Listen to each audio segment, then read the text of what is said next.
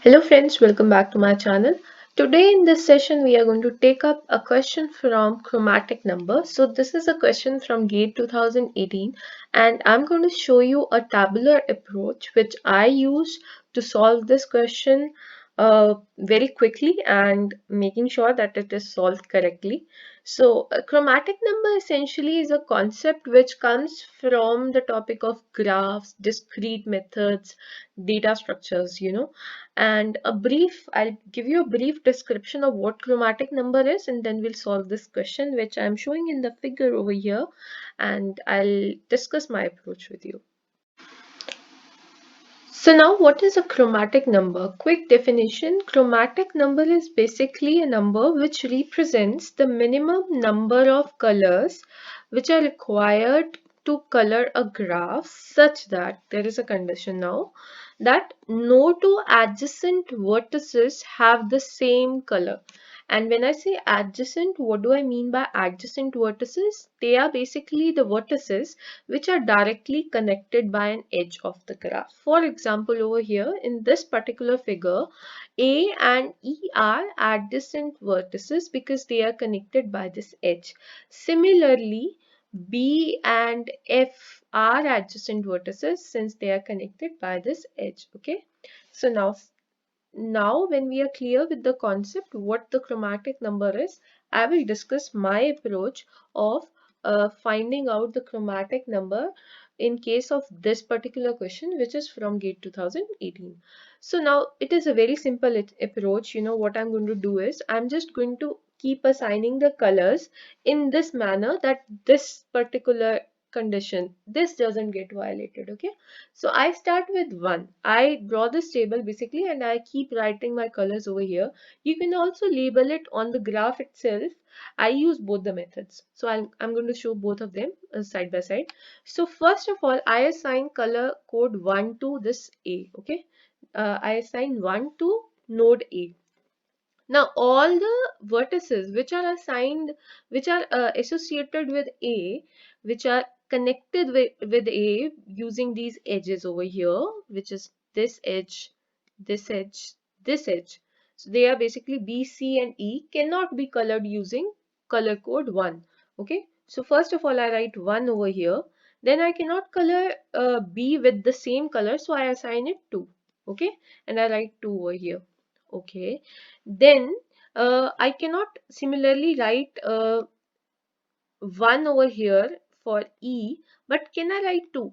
Now, in order to write 2, it should not be connected with B. Now, since I can see that it is only connected with, yeah, it is only connected with C, A and F. It is not connected with B.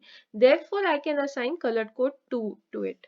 So, I have assigned 2 to E. I write 2 over here. Okay.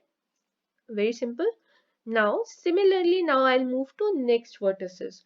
So my approach is to keep moving to vertices in the manner that the basically the neighbors of the ones which I'm coloring, I move in that direction. Okay, so like C is not colored yet, so I'll go to C first because it was connected to A and E also. Okay, so now when I go to C, I cannot color it with 2, right? Since it is connected with E, and also I cannot color it with 1 since it is connected with A. So now I'll have to assign it a new color. Now you only assign it a new color when it is not possible to color that node with already existing color codes. Okay, I cannot color it with 1 and 2, therefore I am assigning it a new color code which is 3. Okay, so I write 3 over here. Now let's move to the other nodes. Now when I check for D over here, let's check for D. D is connected with what? D is connected with B. It is connected with C. So it cannot be assigned 2 or 3. But it is not connected with A over here.